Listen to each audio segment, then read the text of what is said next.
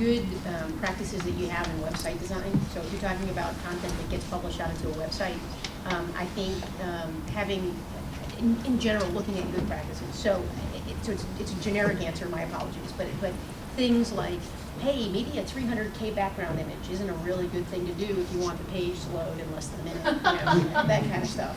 Right, so I think there are things just to understand a little bit about web technologies and how content is actually served and how it's provided.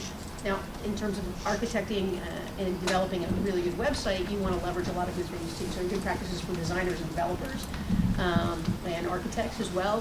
Leveraging CDN, making sure that you're compressing using gzip or something like that to compress JavaScript files or whatever you've got, so that if it is a 300K background image, at least you can compress it down as part of that.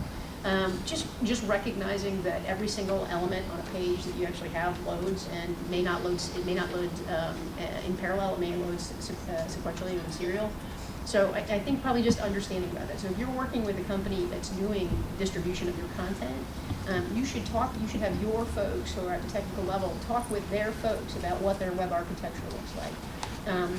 And figure out if there are easier ways to, put it out on an edge cache, to figure out if there are ways that, that you can construct it so that it easily fits into that. So it's really about being a good partner. If you just create content and you're just gonna, slog it out there, then, I think we'll end up with sites that don't load as well as we'd like, or content that's not as rich as we'd like. So, I think a lot of stuff like that. So that's helpful. For us, it hasn't really been an issue because, ultimately the people producing content that we're then in a window, it's art to them. So they seem to be generally out in front of us in terms of what, because they want their stuff to be viewed in the way that they want it to be determined, et cetera. So that hasn't been an issue. I'd like our lawyers to understand this. And they're trying to, just because on the back end we have to basically turn what they contract into business rules of the system.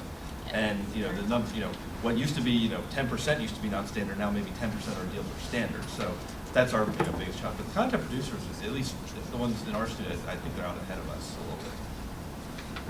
I would just add that any kind of metadata about the content that we could load automatically into our systems would be helpful, because today what we do is we kind of invent that ourselves, even though we might be distributing for a third party. So.